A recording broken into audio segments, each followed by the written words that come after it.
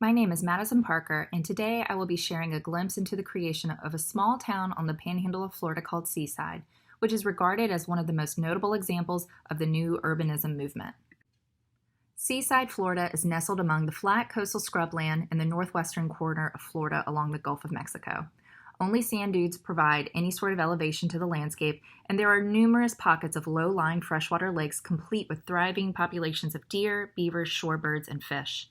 The town motto is "A simple, beautiful life," and that is just what Seaside became.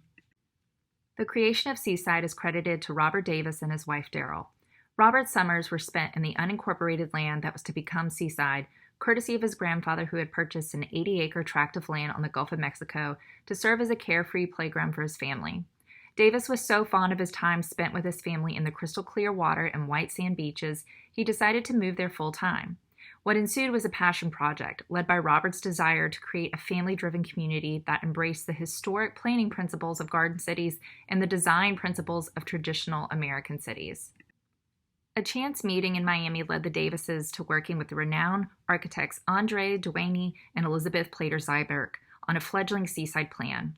The main ideas that were laid forth for the success of Seaside were centered on the creation of enclaves that could liberate people from the confines and restriction of urban city centers. Robert envisioned narrow streets and even more narrow footpaths that connected every inch of the town, allowing the freedom of movement to its visitors.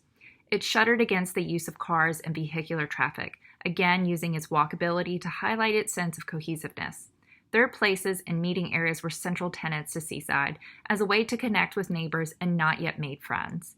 Children were also encouraged to roam freely, and the layout of the community allowed for that.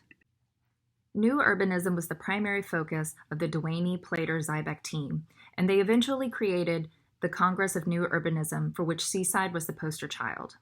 According to the Charter of New Urbanism, some of the principles that they built Seaside upon were promoting human-scale neighborhoods, accessible public spaces, and placemaking, as well as sustainable practices and design-forward planning.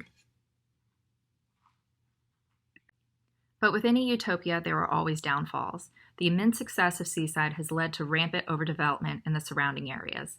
Summertime crowds are growing each year, causing massive traffic jams and overcrowding. Another cause for concern is the fragile ecosystem that envelops Seaside. Rare freshwater dune lakes dot the county, and 13 species of plants and animals residing in the area around Seaside have either threatened or endangered distinctions, further highlighting the fragility of the space. Thank you for listening to my presentation. I hope you've enjoyed these images and history of Seaside, as it is truly a beautiful example of many historic planning principles and the new urbanist agenda, set in one of the most beautiful places in the United States.